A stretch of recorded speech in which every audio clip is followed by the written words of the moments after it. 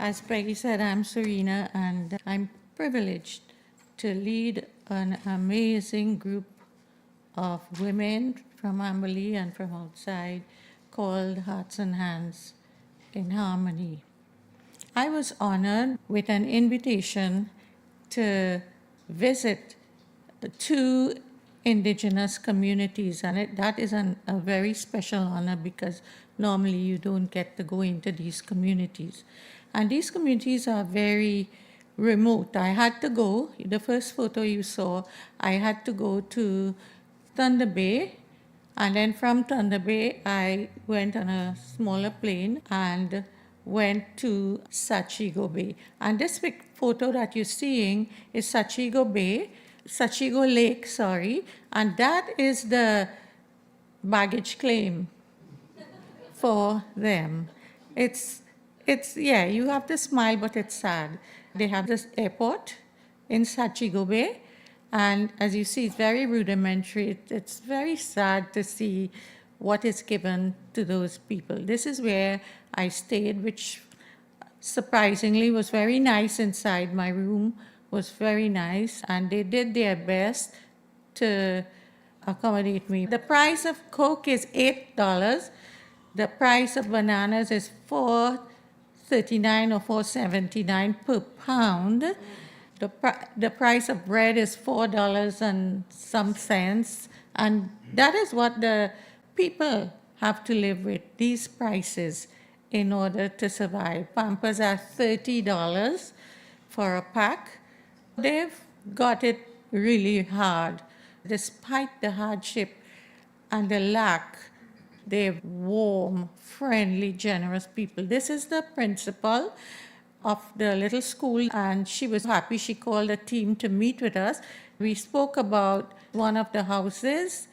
You see there, it's very ramshackle. We asked the principal, what is the main thing that we could help with? And you know what she said?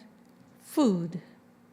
That's what they wanted, food. Even when I spoke with the lady who dealt with the babies, she said that the babies need food. And she asked me if I could send formula for them, like Similac, because the mothers can't afford it.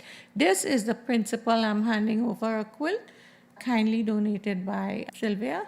These are the quilts we're handing out. For every community and every place we went, we gave a gift.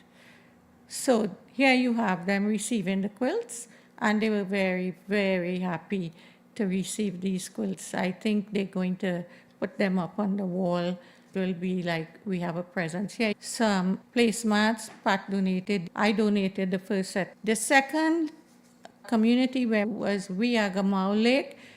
It was special for them. There you see some moose bones, which I tasted, delicious. It was a hunters' festival. The whole community went hunting. They got 2 moose, partridges, goose, fish, and other types of fish. Whitefish is in the TT. They all cook. You have every little section of the community having a tent out in the open, and they cook. Anybody could go to any tent and take food. This is my friend cleaning the walleye.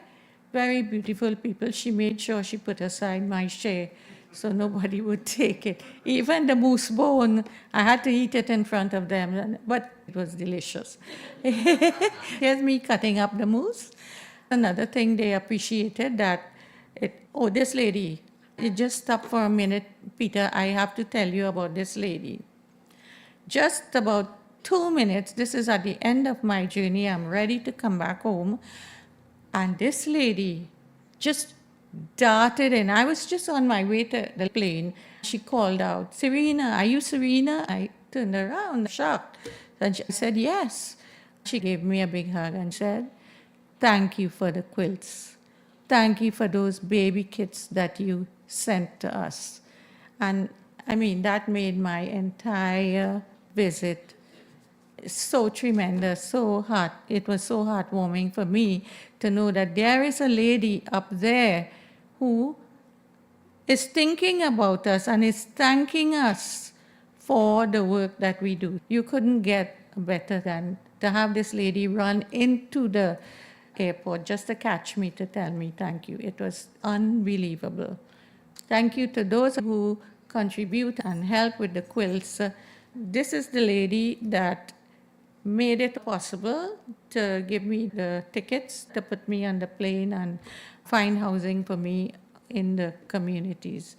I didn't make a big speech. I wanted to show you photos of my experiences there and let you know it was a successful visit.